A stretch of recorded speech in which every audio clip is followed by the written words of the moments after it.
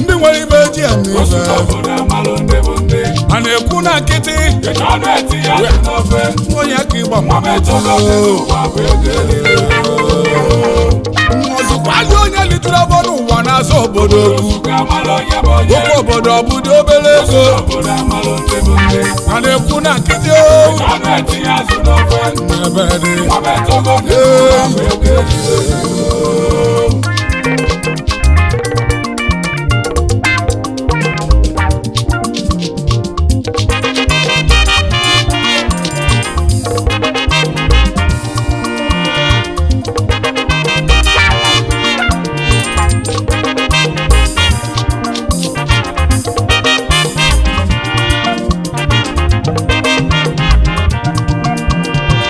maka anyị jee naanị ọbụ n'ụwa ebe ife na-eme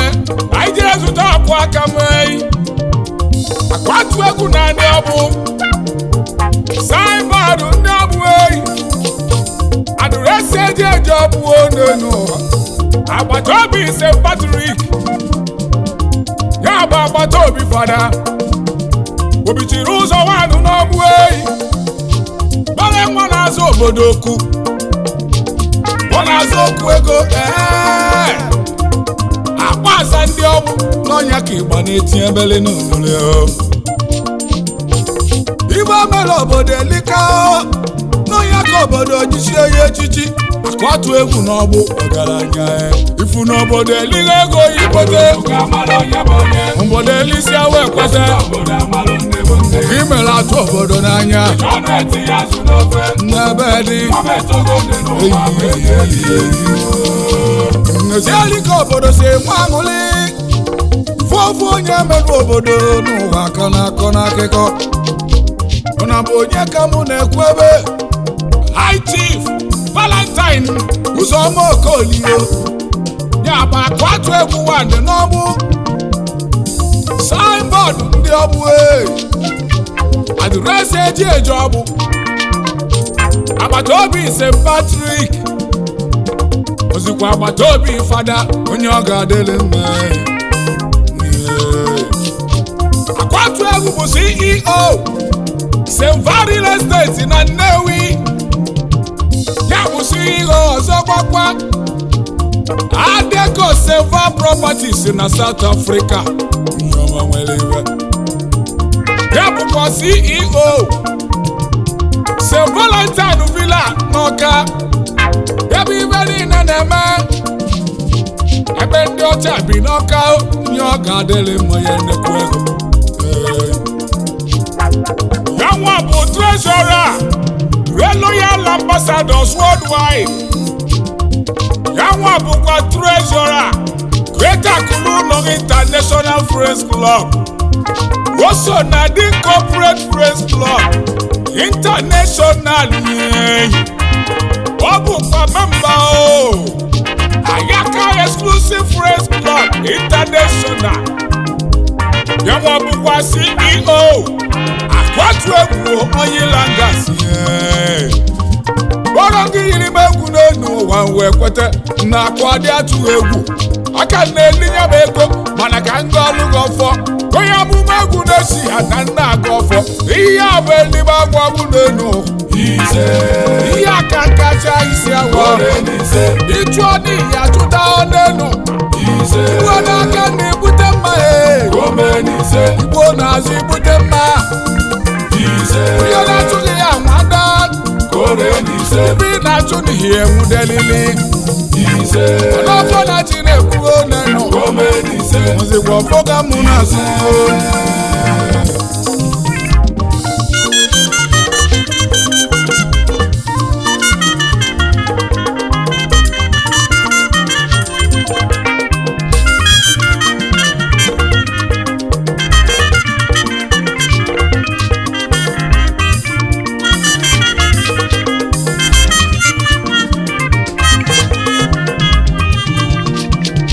In the life of every successful man, there is a pitiable story.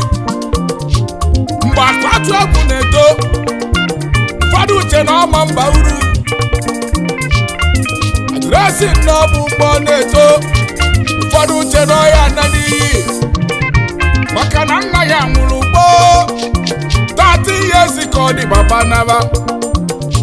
nne wee bụla abụpụtaba n'ụwa n'azụ nwa Akuatuegwu n'ọgbụ ọkwa kọnkriti ka odogwu na-awụ nne wee metali ya bele wee kpọje ya abụghị o jebe na Abuja weruzie na Abuja n'ụwa bụ okwu enwere isi o wee nata n'Ọnịcha mbuka obosi ticha ya wayi ihe mmanụ o nwere isi o wee jee mee market oje zụbabịa ebe abụkọ ọnọli ya 5 months wee ghasi onwe ya wee jebe obodo South Africa ndị je na ọ ga-adọ na Naịjirịa na-ebu obulu ọ gbaziri faghali ka Chukwu si wee meela onwe ya aba adolukwado na South Africa afụfụ wee kalịa ebesili ndị oli kụọnye egbe n'isi ebe ọ na-agba mbọ ebe ọ na-alụ moto o mesịrị lewekwuo moto na Joburg wọrọ nwayọọ ka ndụ ya ji agbanwe o mesịrị wee na Free State fụma South Africa o wee nyebeli ya aka wee kwụnye ya n'ọkụ eyi ọ banye na property developer ebe afọ ka ọ nọ wee bute ike n'obodo South ezienụ bọyị na o mesịrị wee bụrụ bọs mana eziokwu ego ya mesịrị wee tigbuo ilo maka ndị siri na ọya bụrụ mesịrị n'ime ego ihe waziba ncha na-akpọ ya adresị ndị egwu eyi nye ọ ga-adịrị mmadụ egwu Nwachukwu agọzighị kolikoli ya na nwunye ya na ụmụaka ya bụzi ndị eji amatụ ọ bataziri n'obodo Naịjirịa na-emesi ọgụ ike ndị ọ na-alụrụ ụlọ ndị ọ na-ebunye moto ndị ọ kpọnyere obodo oyibo n'ụwa akarịa ndị ọ na-akwụrụ ụgwọ akwụkwọ scholarship ka o ji eme ibe abịa obodo eligo ego ya one n'ụwa kwekwere obodo na-ekwupụrụ ya igwe obodo na-ekeneghị Anambra steeti gọọmenti na-ekele Akuatuegwu na ọ bụ mmanwụ zuru ezu n'ọhịa dịrị gị ọ ga imere ka anyị na-ekwu okwu ya onye nnekwu ego n'ụwa n'ime nwere ibe chọyi ka anyị na-etiri mkpa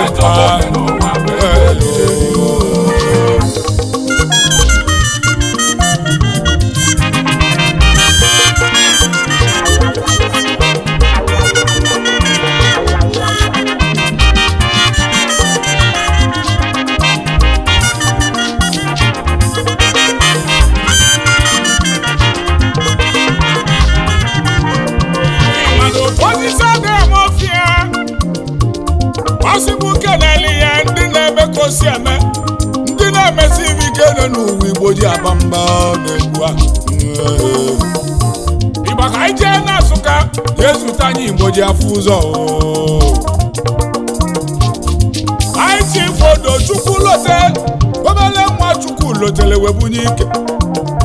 bunye ya ike mmadụ ili ndị obodo na-amaghalị mana o nwere ibe ya emenwu ebe ego ya si eteka n'aka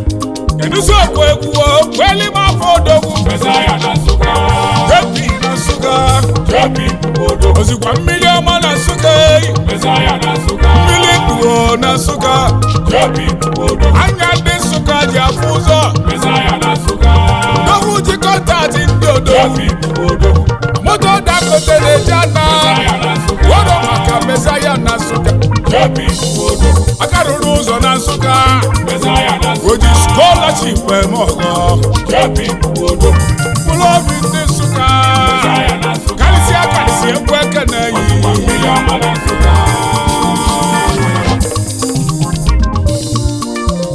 Igbo adụje emume amụrụ onye na-ego kwakam na Nsụka Chief Eduwi na-asọ na amụrụ onye na-ego nwanụ na Nsụka abụrakata nwanne ofe ihe aka ọ bụ transfọma na Nsụka ya bụ adresị ndị Nsụka CEO internal banks abụ ọkachamma yaka Naijiria na-etezi ikirie Naijiria ọ na-ama mma ọkwa maka internal banks chọrọ ime onye lụrụ ya onye nnekwu ego na-asụka ndogwu jere shaje bute ike adụresi ndị Nsụka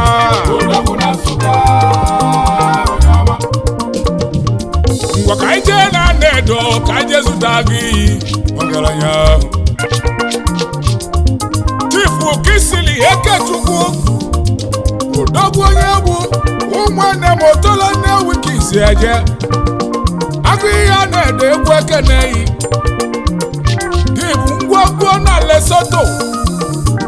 nkata eji ebu ego nkata eji ebu mọni ọgaranya ya bụ chairman director Udo Global egwu ekeneyi Director 5-Star Charity Foundation ebe a na-eme amala agụ ihe a na-edo ngwongwo na Lesotho ozikwa nkata eji ebu ego ọgaranya okwu ego ka a na-ekwu ndị nwere ibe eji eme a na-ekwu na nkịtị onye ka ịgba ozikwa dị onye litere ọbọrụ ụwa n'azụ obodo okwu obodo ọbụdo obere ego a na-ekwu na nkịtị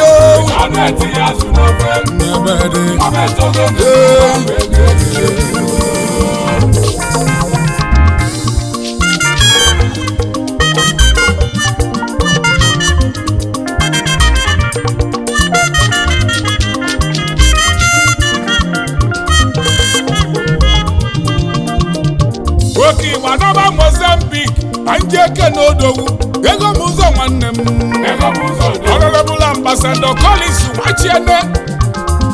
ya bụ CEO Student Mercy Lodge ka na-akpọ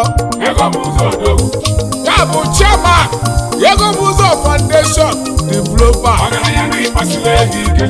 ya bụ CEO Best Eastern Hotel and Suites ya bụkwa CEO Obioma Best Table Water ya bụkwa CEO Obioma Best Bread Son of the soil one n'Obioma Kingdom ego m ụzọ na Mozambique ọrụ gị Ambassador of Corporate Press Club International ọgaranya na ego ga-eligo nne nwa abịa n'ịgbasila ego ike ego m ụzọ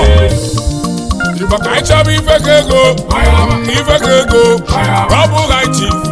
Obinna onye nwe ego ọdadọ onye ya bụ iti igwe ife ka ego na East London gwara gị bụ ego ọdadọ na East London nwa wetara igwe naanị ọ bụ eyi iti igwe nwanụ n'ọbụ eyi nyenwa bụ CEO East London Global Nigeria Limited ozikwa ibe ego amara ibe ego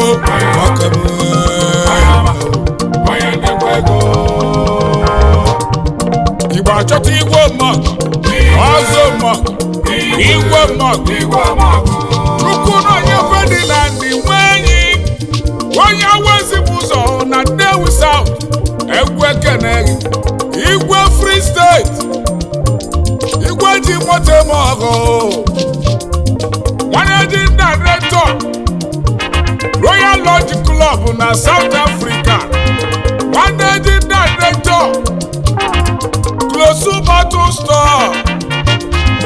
Managing Director Chinos Elwood Managing Director Zogbakwa Chinos Cellular Company na karịa na South Africa ọkụ igwe nweba ncha ozikwa nnekwu igwe nọ Igbo na-achọzi Nzekanze na ihe adịlịlị Prince Ebuka Igbo bụ uche ọrụ gị bụ CEO Class 17 Homes and Hotel Limited gị nwa bụ Chairman RH Group of Companies gị nwa bụ CEO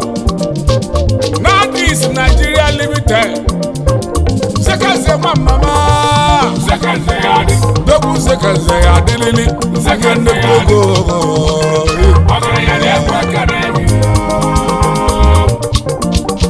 Igbo na-achọzi Ugogbanendo na South Africa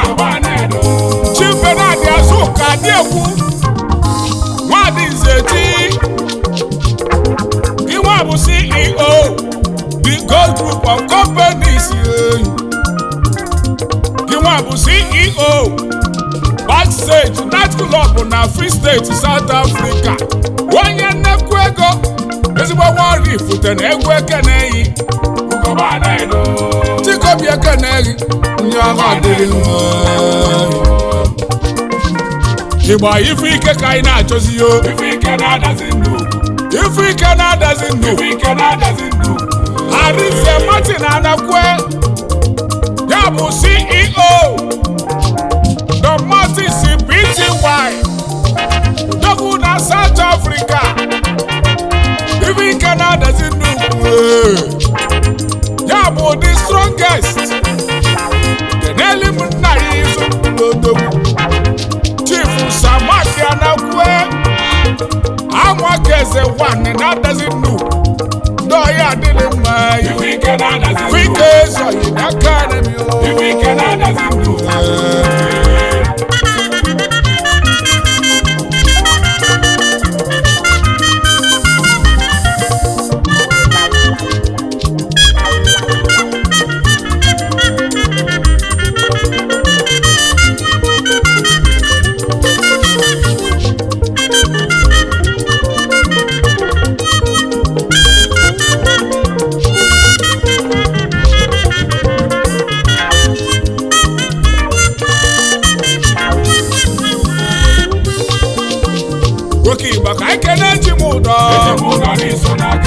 N'ọbụ na South Africa ọmalụga na-egbu oluti ya efi Enugu ugwu na ụmụnriyo ya bụ Chief Chukwuma onye mmanụ ka ịgbara etili ya bụ CEO The Bedford Grace Lodge na South Africa ya bụ CEO Hospitals Oil and Gas Nigeria Limited n'ọzọ mpụkọ ọnọ onye agha adịrị mma onye nnekwu ego Mamadou Ngada weliti ya bi na Jimudo ekene Jimudo na South oge adịrị gị mma odogwu oyi ka anyị jebe akpụrụ n'ide atọ anyị je kere odogwu anyị Arinze eze onye okwere onye mkpụrụ n'ide atọ Igbo alaghachi Cardinal Managing Director Except Trading Pty na South Africa odogwu nwere ibe Obele nwa Jizọs ekene eze onye okwere dị nwere ibe jebe n'elu ụwa mụzi ibe mena ọma n'ihi ya n'elu ubeghị ọma nwere ibe Igbo ka ekene Nwachibeleze Nwachibeleze na Nsụka yi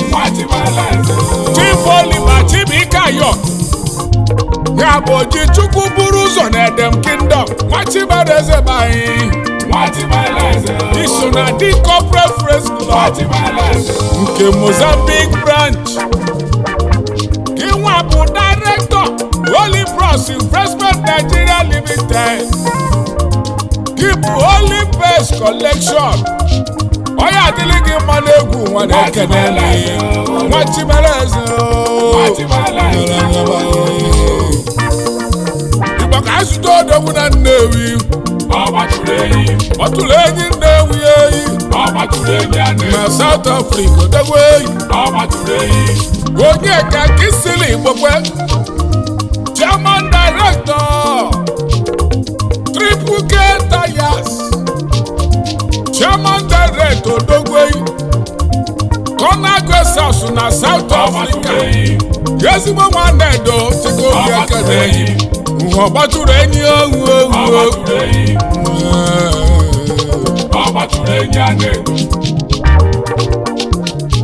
Igbo ka anyị chọba oji efi anyị nwatị na-emeli ibe Honorable Ifeanyi Chukwu peace ibe Wanumekane ni oyi and you watching them live in South Africa Ojefie Mogo 1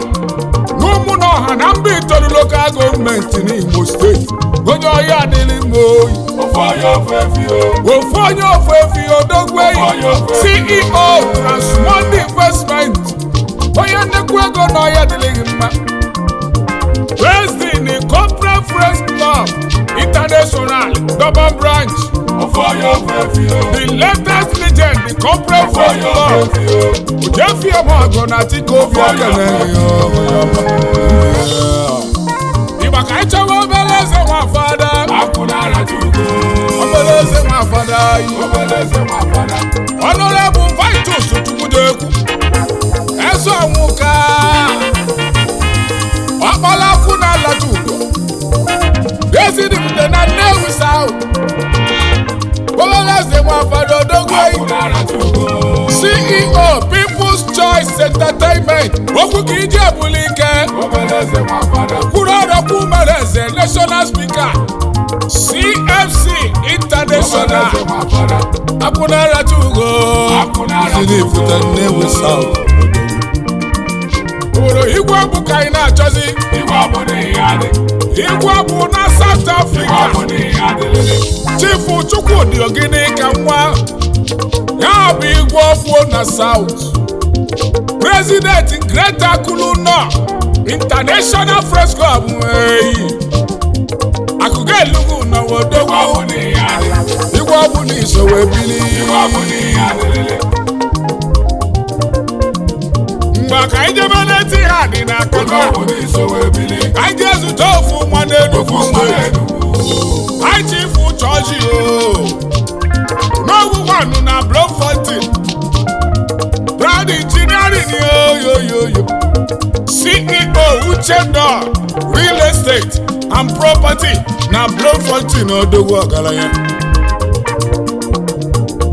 N'owude ti hadi na kaka N'owude kwekene yi Fún nwane Enugu ni hadirili Ogalanya Okwu ego ka na-ekwu Ndị nwere ibe ji eme a na-ekwu na nkịtị onye ka ịgba Ozugbo onye litere ọbọrụ ụwa n'azụ obodo Oke obodo ọbụdo obere ego a na-ekwu na nkịtị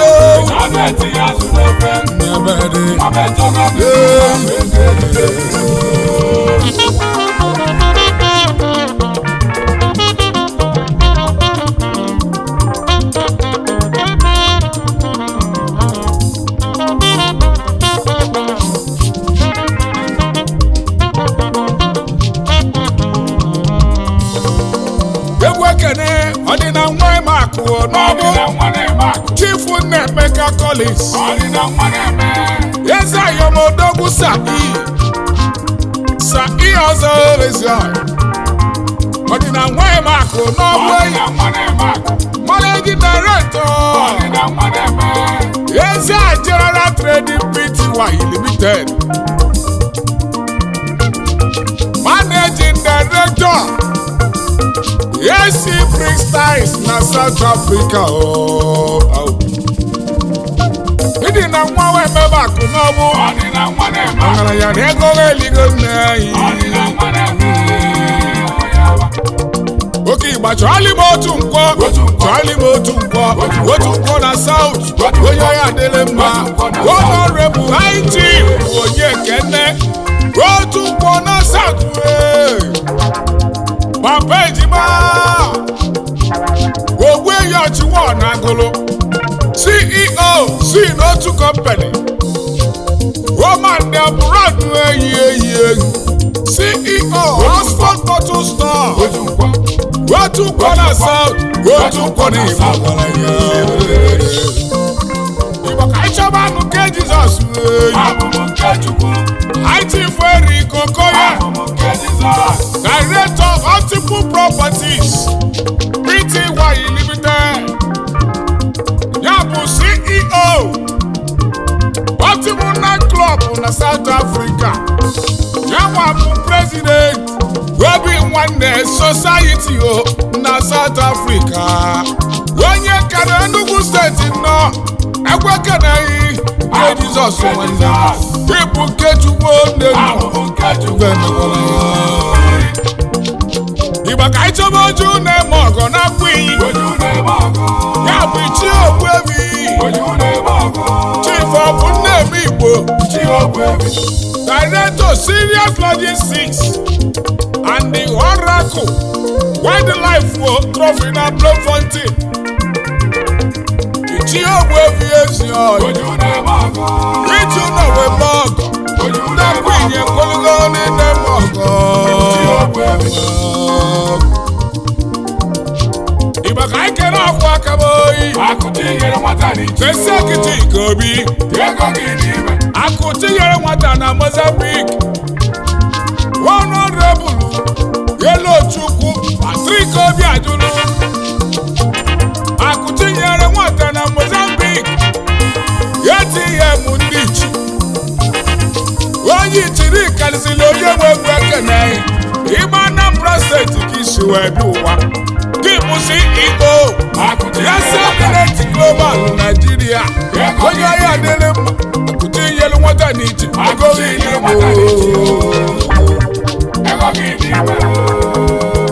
oke Igba ka anyị chọwa akụrụ nọ Igba ka anyị chọwa akụrụ Chigozie Osuchukwu akụrụ